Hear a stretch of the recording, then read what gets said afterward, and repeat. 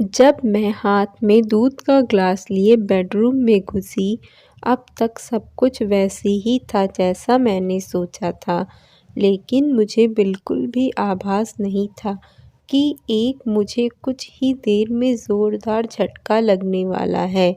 सपनों के मुताबिक जब मैं कमरे में आती हूँ, तो मेरा पति मुझे कसकर गले लगाता है, चूमने को बौछार कर देता है और सारी रात मुझे प्यार करता रहता।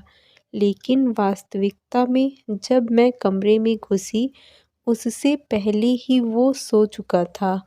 तब 35 की उम्र में वर्जिन थी। मेरे लिए ये बेहद तकलीफ़ भरा था। ऐसा लगा कि मेरे पूरे अस्तित्व को मेरे पति ने नकार दिया है। कॉलेज के दिनों में ही नहीं, ऑफ़िस में भी मन कई लड़कों और लड़कियों के बीच गहरी दोस्ती देखी थी। वो अपने पार्टनर के कंधों पर अपना सिर टिकाए होते, हाथ पकड़े घूमा करते थे। जब मैं सोचती थी कि काश मेरे साथ भी कोई होता, मुझे अपनी ज़िंदगी में ऐसे ही किसी साथी की तमन्ना नहीं करनी चाहिए थी। मेरा नहीं, एक बड़ा परिवार था, 4 भाई, 1 बहन और वृद्ध माता-पिता। इसके बावजूद हमें हमेशा अकेलापन महसूस होता है था। मेरे सभी भाई-बहन शादीशुदा थे और उनका अपना परिवार था। कभी-कभी मुझे लगता था, क्या वो मेरी परवाह भी करते हैं कि मेरी उम्र बढ़ रही है और मैं अभी तक अकेली हूँ। मेरे दिल में भी प्यार की इच्छाएँ थीं, लेकिन यह तन्हाई से घिरा हुआ था। कभी-कभी मुझे लगता था कि यह केवल इसलिए है क्योंकि मैं मोटी हूँ। क्या मर्द मोटी लड़कियों को नापसंद करते हैं? क्या मेरे वज़न की वजह से मेरा परिवार मेरे लिए जीवनसाथी नहीं ढूँढ पा रहा है? क्या मैं हमेशा अकेली ही रहूँगी? ये सवाल हमेशा ही मेरे मन में घूमते रहते। आखिरकार जब मैं 35 की हुई तो किसी तरह एक 40 वर्षीय आदमी मुझसे शादी करने के लिए सामने आया। उससे मिलने के दौरान मैंने उन्हें अपनी भावनाओं के विषय में बताया, लेकिन उन्होंने कभी इस पर ध्यान नहीं दिया और ना ही इसका कोई जवाब दिया। वो थोड़े परेशान दिखे। वो नीचे की ओर देखते हुए चुपचाप बैठ गए और केवल अपना सिर हिलाते रहे। मैंने सोचा कि आजकल महिलाओं से ज़्यादा पुरुष शर्मीले होते हैं और मेरे होने वाले पति भी कोई अपवाद नहीं हैं। शायद इसलिए उन्होंने कोई जवाब नहीं दिया। लेकिन शादी की रात हुई उस चीज़ ने मुझे उलझन में डाल दिया। मुझे नहीं पता कि उनसे ऐसा क्यों किया। जब अगली सुबह मैंने उनसे पूछा, तो उन्होंने कहा कि वो ठीक नहीं थे, लेकिन आगे भी कुछ नहीं बदला। हमारी दूसरी, तीसरी और कई रातें ऐसी ही बीती। मैंने जब अपनी सास को यह बताया, तो उन्होंने भी मेरे पति का बचाव किया। उन्होंने कहा, वह शर्मीला है। उसे बचपन से ही लड़कियों से बात करने में झिझक रही है। उसने लड़कों के स्कूल में पढ़ाई की है। उसकी ना तो कोई बहन है और ना ही कोई महिला मित्र। हालाँकि इस बात से मुझे अस्थायी राहत तो मिली, लेकिन मैं इस विषय में सोचना बंद नहीं कर सकी। मेरी सारी उम्मीदें, सपने और इच्छाएं दिन-ब-दिन टूट रही थीं। मेरी बेचैनी का एकमात्र कारण सेक्स नहीं था। वो शायद ही मुझसे बात करते थे। मुझे लगता था कि हमेशा मेरी उपेक्षा हो रही है। वो मुझसे दूर भागते, छूना पकड़ना तो दूर की बात थी। अगर कोई औरत अपने पहने हुए कपड़े भी ठीक करती तो मर्द उसे ऐसा करते हुए देखने की कोशिश करता है। लेकिन अगर मैं कभी रात को पूरी तरह से अपने कपड़े उतार भी देती, तो भी मेरे पति उदासीन बने रहते।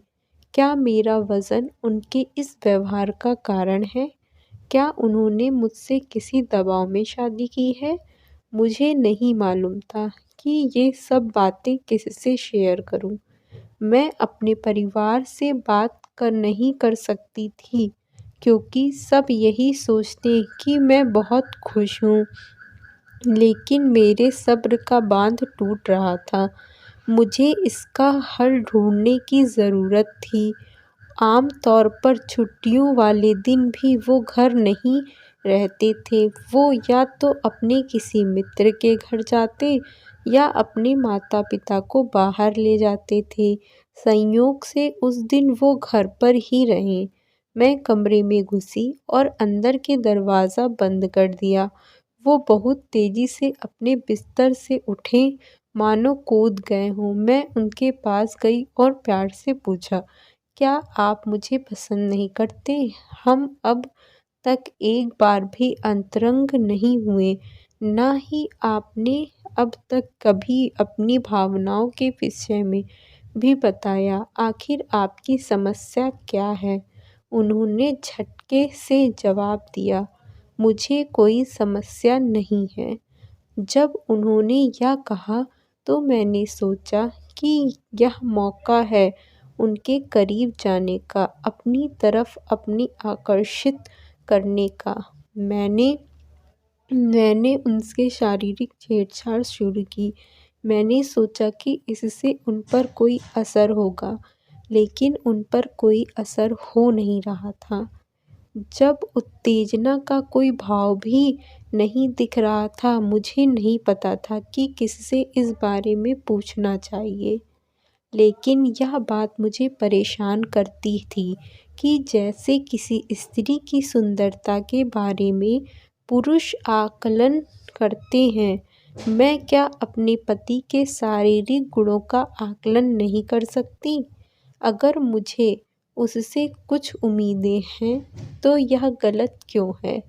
फिर मुझे एक दिन ये पता चला कि वो नपुंसक थे और डॉक्टर ने हमारी शादी से पहले ही इसकी पुष्टि कर दी थी। वो और उनके माता-पिता सब कुछ जानते थे, लेकिन मुझे अंधेरे में रखकर मुझसे धोखा किया गया। मुझे सच्चाई का पता चल गया तो उन्हें शर्मिंदगी महसूस हुई। फिर उन्होंने अपनी गलती कभी स्वीकार नहीं की। समाज हमेशा महिलाओं को छोटी से छोटी गलती को बढ़ा-चढ़ाकर पेश करता है, लेकिन अगर किसी मर्द की कोई गलती हो, तो भी उँगलियाँ महिलाओं की ओर ही उठती हैं। मेरे रिश्तेदार ने मुझे सलाह दी, सेक्स ही जीवन में सब कुछ नहीं है। तुम बच्चा गोद लेने का विचार क्यों नहीं करते? मेरे ससुराल वालों ने मुझसे विनती की कि अगर लोगों को सच्चाई पता चल जाएगी तो ये हम सभी के लिए बहुत शर्मिंदगी की बात होगी। मेरे परिवार ने मुझसे कहा, यह तुम्हारा भाग्य है।